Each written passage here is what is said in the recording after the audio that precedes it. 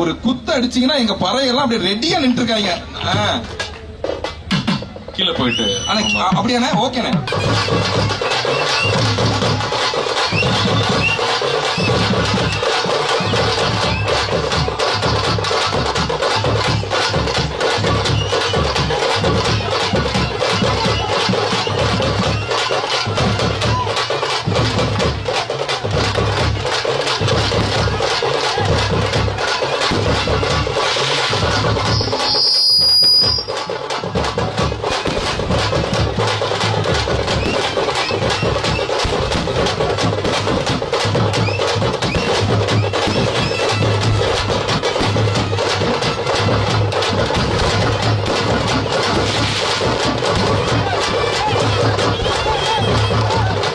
எல்லாருக்கும் வணக்கம். ரொம்ப ரொம்ப சந்தோஷம். இது வந்து நான் வளர்ந்தது, நான் சொல்லியிருந்தேன், ஸ்டேஜில் கூட பேசியிருந்தேன். சம்மர் ஹாலிடேஸ் ஆனால் ஊருக்கு போறதா ரொம்ப பிடிக்கும். ஊர்ல போய் கிராமத்துல இருக்கிறதா ரொம்ப பிடிக்கும். கிராமத்துல இருந்து கிளம்புறது அழகியா வரும். அப்புறமா சென்னையில விவசாயிகளுக்கும் விவசாயம் சார்ந்து வேலை செஞ்சுட்டு இருக்கிறவங்களையும் சந்திக்கணும்னு சொல்லி நிறைய பேர் அழைச்சு பேசணும். அதுல முக்கியமா வந்து ஹிமாக்கரன் அவர்கள், அப்புறம் ரேகா அவங்களோட ஃப்ரெண்ட்ஸ் நிறைய பேர் இங்க வந்திருந்தாங்க. மணிசுந்தர் அவங்க, நம்ம ப்ரொஃபசர் இஸ்மாயில் அவர்கள், இவங்க எல்லாருமே ஃபர்ஸ்ட் மீட் பண்ணி விவசாயம் சார்ந்து இங்க என்ன தேவை இருக்கு, நம்ம என்ன பண்ணணும் அப்படின்னு நாங்க பேசும்போது அவங்க தான் ஃபர்ஸ்ட் எங்களுக்கு அட்வைசரா வந்தவங்க. அப்போ வந்து அவங்க கூட சேர்ந்து என்ன பண்ணலாம் அப்படின்னு பேசிட்டே இருக்கும்போது தான் ரொம்ப வருஷம் கழிச்சு இந்த விஷயம் ஒன்று வந்துச்சு. சென்னையில இந்த மாதிரி திருவிழா நடந்து ரொம்ப வருஷம் ஆயிடுச்சு. கொரோனாக்கு முன்னாடி நடத்திட்டு இருந்தோம். கொரோனாக்கு அப்புறமா வந்து எல்லா விவசாயிகளையும் ஒண்ணு சேர்க்கறது ரொம்ப கஷ்டமாயிடுச்சு. சென்னையில தான் நுகர்வோர் அதிகமா இருக்காங்க. ஒரு தமிழ்நாட்டுல 8 கோடி பேர் இருக்கோம்னா சென்னையில 2 கோடி பேர் இருக்கும். அப்போ இங்கதான் நுகர்வோர் அதிகமா இருக்காங்க. இங்க இருக்கிற குழந்தைகளுக்கு திருவிழாக்கள் போறது கஷ்டம்.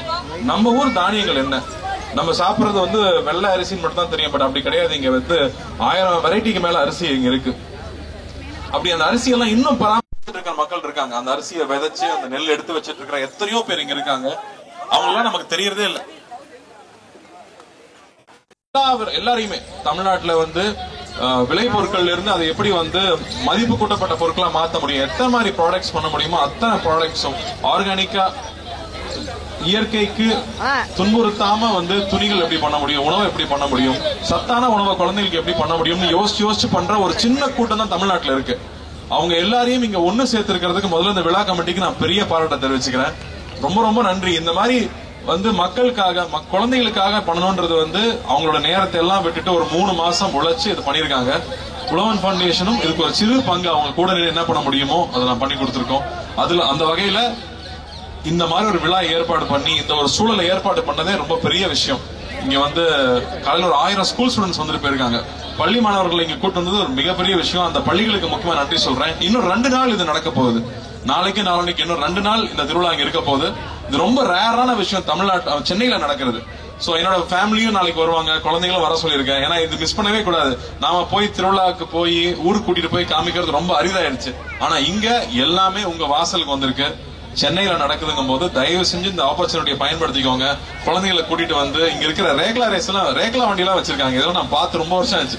இங்க ரேக்லா வண்டிகள் இருக்கு.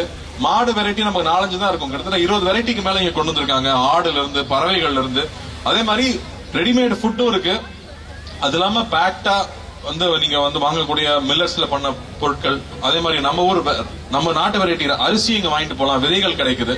இப்படி எல்லா ஆப்பர்ச்சுனிட்டியும் ஒரே இடத்துல ஏற்பாடு பண்ணிருக்காங்க. சோ தயவு செஞ்சு இதை பார்த்துட்டு இருக்கிறவங்க, இன்னும் 2 நாள் இருக்கு. 28, 29 இன்னும் 2 நாள் இருக்கு. வந்து கலந்துக்குங்க. காலையில 10 மணில இருந்து நைட்டு 10 மணி வரைக்கும் இருக்கு. சோ இதுக்கு எவ்வளவு அட்வர்டைஸ் பண்ண முடியுமோ பண்ணுங்க. இதை கொண்டு போய் சேர்க்கணும்னு நம்ம மீடியா தோழர்களையும் நான் நண்பர்களையும் கேட்டுக்கிறேன். நன்றி. எங்களுக்கு ரொம்ப சந்தோஷமா இருக்கு. என்ன சொல்ல போனா நீங்க வந்து நாங்க சொல்ல வேண்டிய எல்லா விஷயத்தையுமே நீங்க சொல்லிட்டுங்க. அதான் நம்ம சொல்ற மாதிரி கறிக்கஞ்சில ஆரம்பிச்சு கம்மங்குள்ள ஆரம்பிச்சு இங்க இருக்க கால வரைக்கும் அத்தனையுமே நம்ம தமிழ் பாரம்பரியம். அதை நீங்க சொல்றப்ப எங்களுக்கு அவ்வளவு சந்தோஷமா இருக்குண்ணே. உண்மையிலேயே நீங்க ஒவ்வொரு படத்துலயும் நம்ம கடைக்குட்டி சிங்கம் ஆகட்டும், இங்கே மாவட்டம், நான் ஏற்கனவே சொன்ன மாதிரி தான் நீங்க காலையை பிடிச்சிட்டு வந்தா அந்த ஐயனார் சாமி அப்படியே காலையை பிடிச்சிட்டு வர மாதிரி எங்களுக்கு ஒரு புத்துணர்வு ஏற்படு. இதுக்கெல்லாம் கை தட்டலாம். அதோட இன்னொரு முக்கியமான விஷயம் வந்து நம்ம பசங்க கேட்டே இருந்தாங்க, எப்ப பார்த்தாலும் நம்ம கார்த்தியான காலக்கூடையே வராரு, அவர் அடுத்து வந்து நம்ம சென்னையில வந்து இந்த மாதிரி ஜல்லிக்கட்டு அவர் தலைமையில் நடக்குமா அப்படின்னு கேக்குறாங்க. ஜல்லிக்கட்டு ஏற்பட லைசன்ஸ் வாங்கணும். ஆனா வாங்கினா நிச்சயமா எல்லா காலையும் கொண்டு இறக்கிடுவாங்க. சென்னையில என் காலை ஓடணுங்கிறதுக்கு ஒரு பெரிய கூட்டம் இருக்கும்.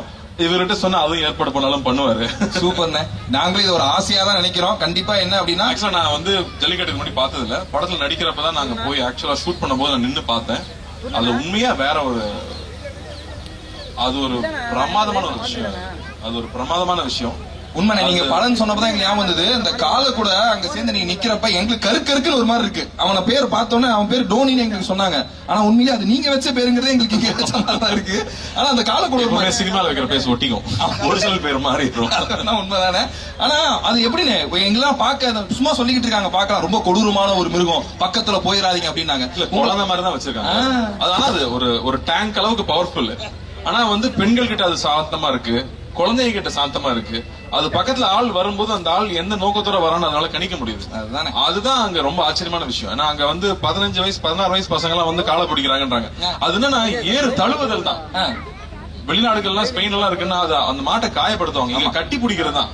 கட்டி பிடிச்சி எவ்வளவு நேரம் உன்னால தாங்க முடியுதுங்கிறது. அதை நேர் நின்று பார்க்கும்போது வெளியில டிவில பாக்குறது வேற, அது நேர்ல நம்ம அங்க கூட நின்று பார்க்கும்போது நம்மளுடைய பண்பாடு இதுதான் நாம அப்படின்னு தெரிஞ்சுக்கிறது இருக்கு இல்லையா, அது ஒரு ரொம்ப உன்னதமான ஒரு ஃபீலிங். அது உண்மையிலே நீங்க சொல்றப்ப எங்களுக்கு அதான் இருக்கு. வெளிநாட்டுல எல்லாம் கஷ்டப்படுத்திட்டு இருக்காங்க, நாங்க தாயா பிள்ளையா இன்னும் ரேஷன் கார்டுல மட்டும் தான் எங்க கால பேரை சேர்க்கல, மத்த அளவு அவ்வளவு அன்பா இருக்கீங்க.